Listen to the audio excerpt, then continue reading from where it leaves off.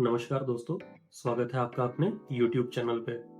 पिछले वीडियो तक हम बात कर चुके हैं कि एक आम आदमी किन-किन जगह पे अपना पैसा इन्वेस्ट करता है और वो कंपाउंडिंग के ग्रोथ को पाने से वंचित रह जाता है।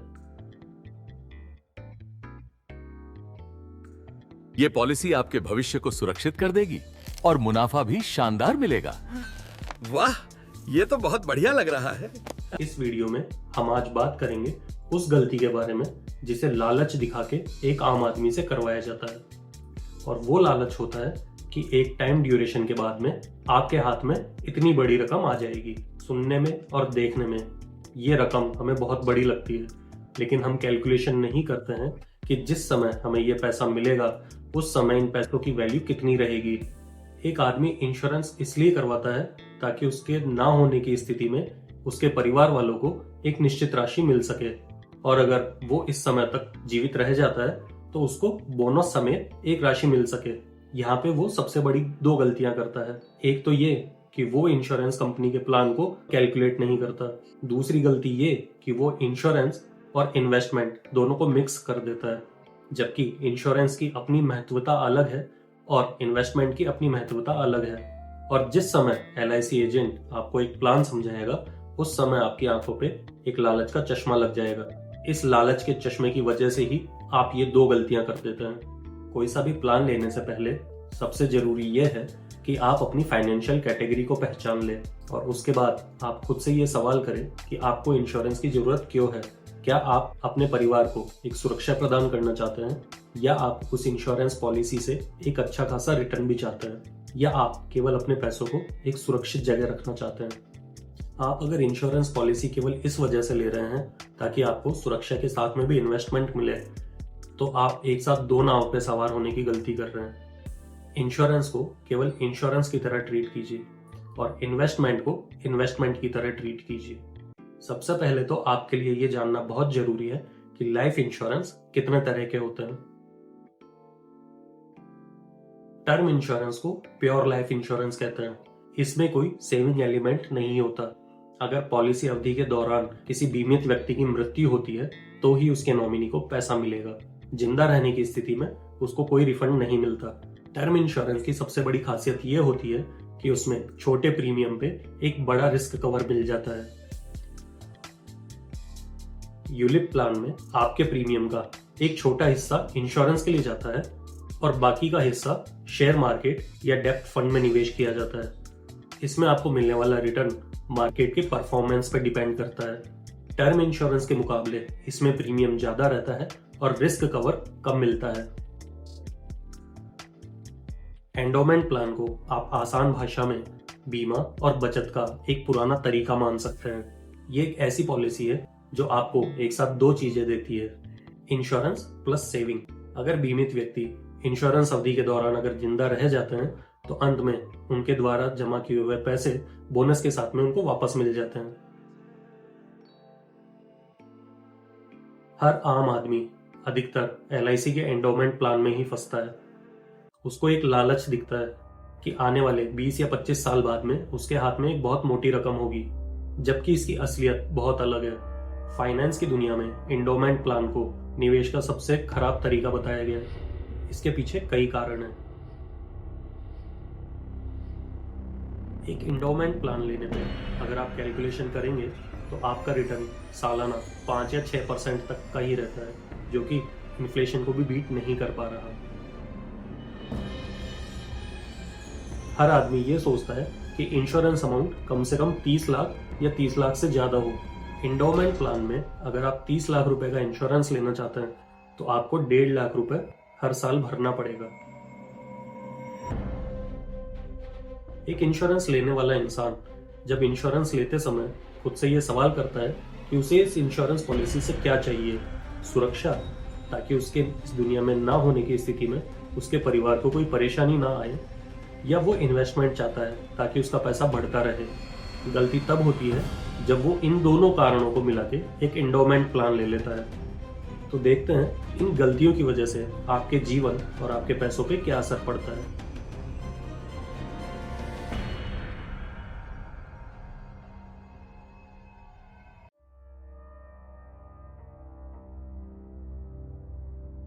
So for the 30 lakh policy, the premium would be around this amount. That is very high. Don't you have a cheaper insurance policy?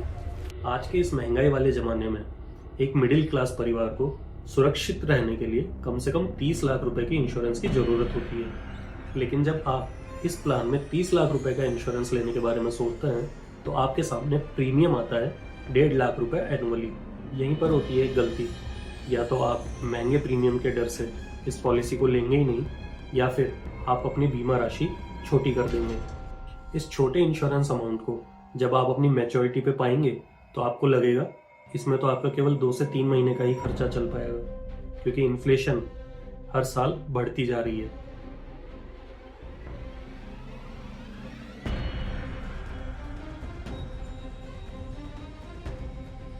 मैं 10 लाख रुपए 5 साल के लिए निवेश कर रहा हूँ।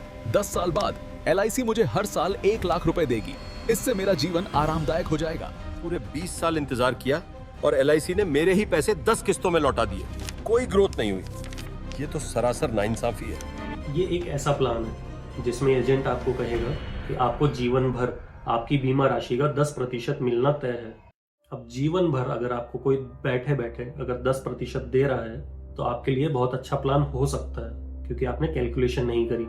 इस प्लान में इंश्योरेंस कंपनी को आप केवल 5 साल तक पैसा देंगे और आपको 10% मिलना चालू होगा 11वें साल से। अब आप सोचेंगे कि आपको पैसा केवल 5 साल तक देना है और उसके बाद में आपको हर साल 10% मिल रहा है। लेकिन अगर आप कैलकुलेशन करेंगे तो आप समझ पाएंगे कि इंश्योरेंस कंपनी ने आपके साथ माइंड गेम खेला है। मान लीजिए 20 साल की उम्र में ये इंश्योरेंस प्लान 10 लाख रुपए का लिया, तो उस 20 साल के आदमी को इंश्योरेंस कंपनी को 5 साल में 10 लाख रुपए देना है, यानी 2 लाख रुपए हर साल। और 5 साल तक पैसे देने के बाद में उसकी उम्र अब हो चुकी है 25 साल। अब उसको 5 साल तक का और इंतजार करना पड़ेगा। जहाँ पे 20 साल के आदमी ने इंश्योरेंस लिया था और जब वो 30 साल का हो चुका है तब उसको 1 लाख रुपए सालाना मिलना चालू होता है। तो अब दूसरी गणित समझिए। 20 साल इंतजार किया और ये क्या, मेरा ही पैसा। अगर कहीं और लगाया होता तो आज बहुत पैसे होते। उसने जो इंश्योरेंस कंपनी को 10 लाख रुपए दिए हैं वो उसको 10 टुकड़ों में मिल रहे हैं, और वो भी 10 साल के लंबे इंतजार में। यानी 20 साल की उम्र में इंश्योरेंस कंपनी से उसने इंश्योरेंस लिया और 40वें साल में उसने जो पैसा इंश्योरेंस कंपनी को दिया है वो उसको 20 साल में मिला है, और उसका जो असली मुनाफा मिलेगा वो उसकी उम्र के 41वें साल में जाके उसको मिलेगा। काश मैंने 21 साल पहले सही निवेश किया होता, आज जिंदगी कुछ और होती।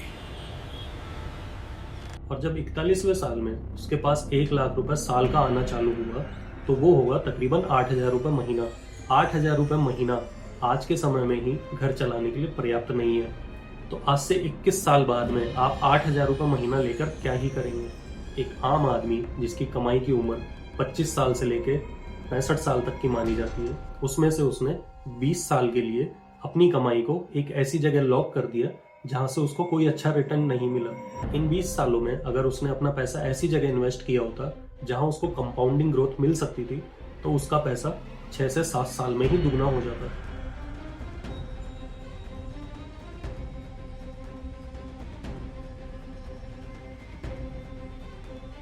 मुझे इंटरेस्ट क्यों देना पड़ रहा है जब मुझे उस पैसे की जरूरत है जो मैंने 10 साल से LIC को दिए थे।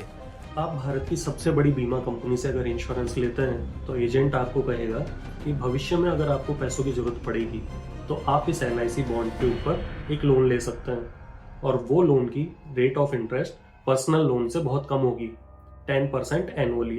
अब आपको लगेगा कि पर्सनल लोन लेने से अच्छा है कि आप LIC बॉन्ड के ऊपर ही लोन ले लें। तो आप सोचिए, LIC आपको रिटर्न दे रही है 5 से 6%, लेकिन आपसे इंटरेस्ट ले रही है 10%। मतलब अपना ही पैसा जो आपने इंश्योरेंस कंपनी को दिया है उस पैसे को काम में लेने के लिए आपको इंटरेस्ट पे करना पड़ेगा।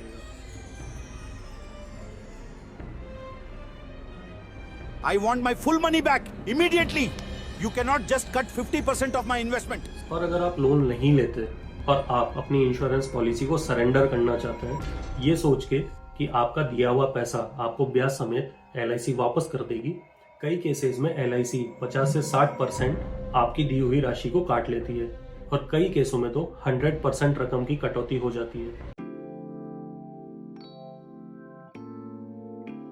हर इंसान के लिए लाइफ इंश्योरेंस लेना बहुत जरूरी है, क्योंकि बहुत से केसेस में वो अपने घर में इकलौता कमाने वाला होता है, उसके ऊपर बहुत से लोग आश्रित रहते हैं और उसी एक आदमी को अपने बच्चों की शिक्षा और शादी का खर्चा भी उठाना पड़ता है। अगर उसको कुछ हो जाए तो उसके बच्चों की शिक्षा और उन बच्चों के आगे के भविष्य में बहुत सारी बाधाएं खड़ी हो सकती है।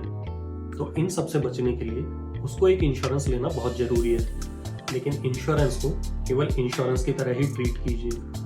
अगर आपको अपने पैसों से इंश्योरेंस और इन्वेस्टमेंट करना है तो एक एंडोमेंट प्लान मत लीजिए।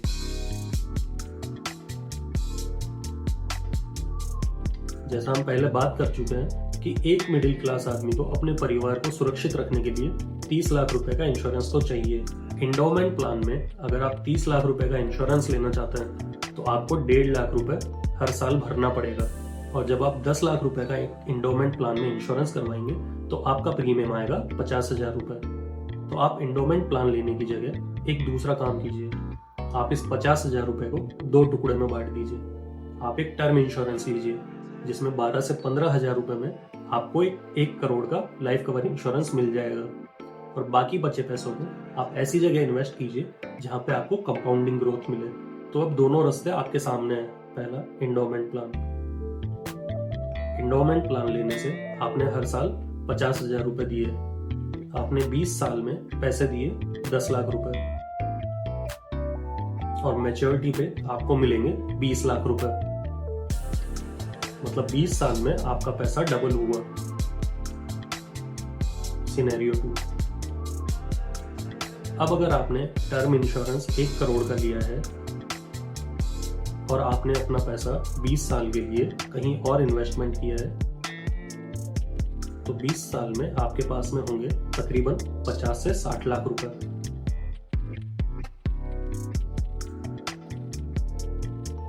पहले सिनेरियो में LIC के एंडोमेंट प्लान से 20 साल में आपको 10 लाख के मिले हैं 20 लाख, और सिनेरियो 2 में आपको 1 करोड़ की लाइफ कवर और साथ में 50 से 60 लाख रुपए।